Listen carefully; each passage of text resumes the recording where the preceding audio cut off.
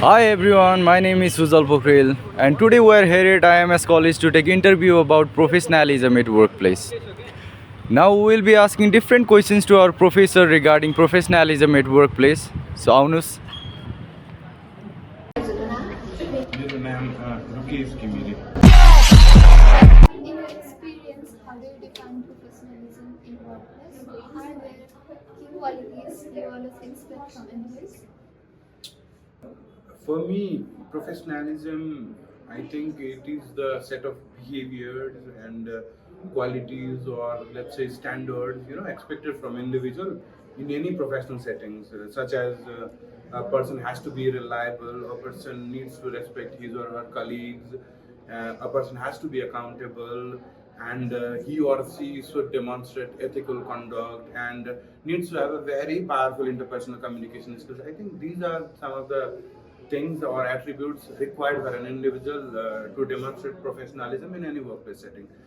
How can someone recover professionally after a mistake without losing credibility in workplace? Okay, so mistakes are always a part of our life.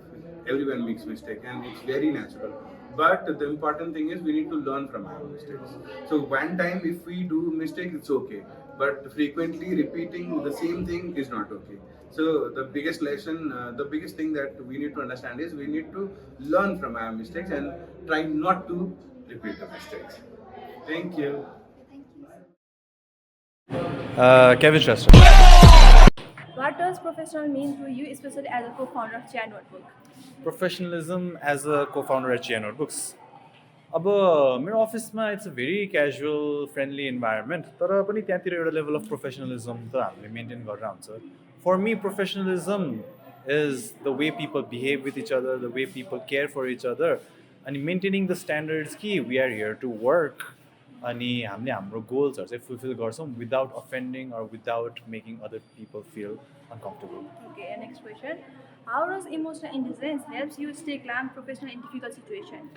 अब प्रोफेसनलिजमको लागि अब emotional intelligence important छ because फर्स्टमा self अवेर त हुनु पऱ्यो नि त आफ्नो बिहेभियरहरू के छ लाइक कसैलाई हामीले नराम्रो गरिरहेको छ कि आफैलाई पनि हर्ट गरिरहेको छ कि हामीले एक्सन्सहरूले अरूलाई असर गरिरहेको छ कि छैन अरू आफैलाई असर गरिरहेको छ कि छैन त्यो फर्स्टमा एउटा लेभल अफ अवेरनेस त चाहियो नि त एन्ड देन इट कम्स कि म्यानेजमेन्ट गर्न सक्छ कि सक्दैन भने हाम्रो बिहेभियरहरू हामीले त्यसलाई म्यानेज गरेर त्यसलाई आफूले चाहेको अनुसार लग्नलाई फर्स्टमा हामीले थाहा चाहिँ हुनुपर्छ कि के चाहिँ भइरहेछ भनेर.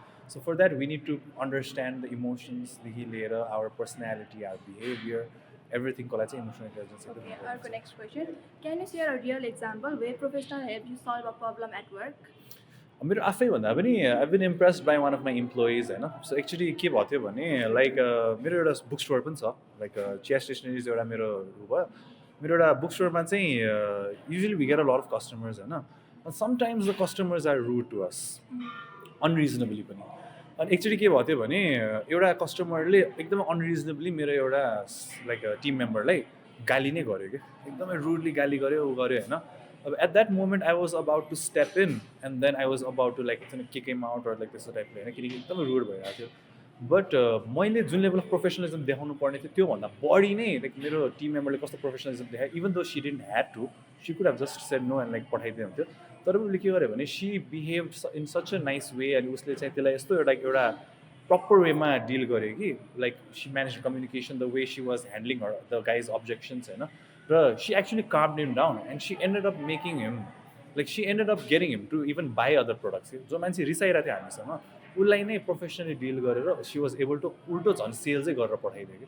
So that was an example कि how her communication skills on treating the person professionally actually could be beneficial for us even the she didn't had to do that होइन बिकज उसलाई त एक्चुली नराम्रै गरायो कि तर पनि उसले she took an extra step where she behave extra professionally even the she didn't had to कि.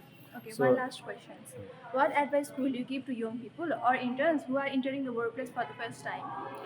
So if you're entering a workplace at the first time, it's very difficult to navigate professionalism किनकि सबै अफिसको definition चाहिँ फरक हुन्छ तर there are certain general rules that we need to follow जस्तै it's not about just being a professional human being it's about being a decent human being नि त. So what can I do more to just be a better person to everyone else भनेर how can I just add value त्यति मात्रै सोच्यो भने professionalism becomes a by product जहाँ आफै नै लाइक हुन्छ नि in order to help other people in order to be nice to other people you'll automatically त्यो कुराहरू चाहिँ हामीले सिक्ने चाहिँ हाम्रो दिमागमा चाहिँ आउँछ जस्तो मलाई चाहिँ त्यस्तो लाग्छ होइन. So just how can I be useful to other people and how does professionalism play a role in that one? Just give it a thought. Automatically हाम्रो बिहेभियरहरू त्यो थट सुरु भइसकेपछि केही न केहीमा चाहिँ चेन्जेस आउँछ जस्तो लाग्छ. So please give it a thought. Thank you, sir. Prakriti Thapa. Can employee or student maintain a healthy balance between being friendly or being professional with their senior teachers? Okay, so being a student, openly communicate गर्यो जहिले पनि भनिन्छ नि त communication is the की भनेर. So राम्रोसँग communicate गर्नुभयो with the tone, राम्रो टोनसँग.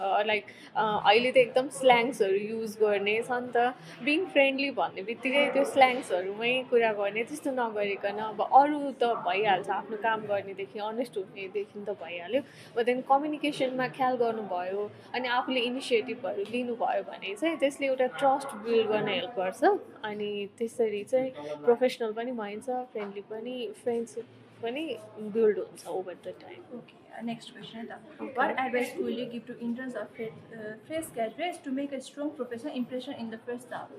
सो लाइक यो कुरा चाहिँ मैले पनि फेस गरेको हो होइन. जहिले पनि like be punctual.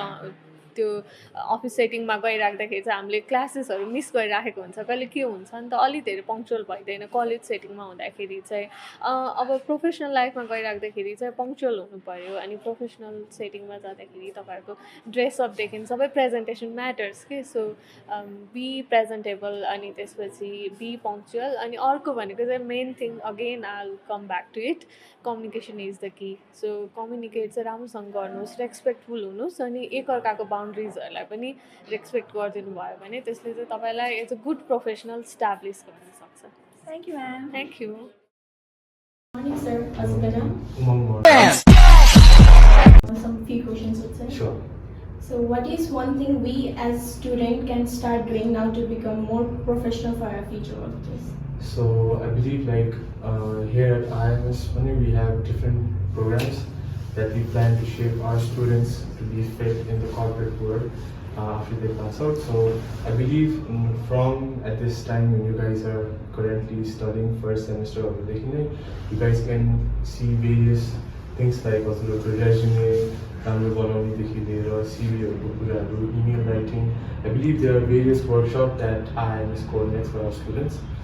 Basically step by step how to work in a real corporate culture or work scenario ma काम गर्नुहुन्छ भने चाहिँ अहिलेदेखि नै बेसिक्स जस्तै सिभिजहरू अनि त्यहाँबाट इमेल राइटिङ्सहरूमा फोकस गर्नुभयो भने चाहिँ I believe that will be a lot better for future. Saksham Sai Ghimire and म यहाँनिर आफ्नो ओपिनियन दिन गइरहेको छु प्रोफेसनलिजम भनेको के हो भनेर. प्रोफेसनलिजम भनेको आफ्नो वर्क इथिक्स भ्यालुलाई नर्म्सहरूलाई नबिर्सिकन, आफ्नो कल्चरलाई नबिर्सिकन आफ्नो वर्क प्लेसमा असाइन गरेको टास्कहरूलाई कम्प्लिट गर्नुलाई प्रोफेसनलिजम भनिन्छ. Thank you. Everyone, it's me Siddhartha Shah. So I'll be talking about what professionalism is at workplace. So well, if you ask me about it, I would say that one gotta be kind at the place where they work at, because if you aren't kind towards your colleagues or friends, then well, they will be feeling bad of course, So yeah, and of course you shouldn't be calling them out by their nicknames, because calling out nicknames, it's really bad. Okay, so yeah, that's it for me.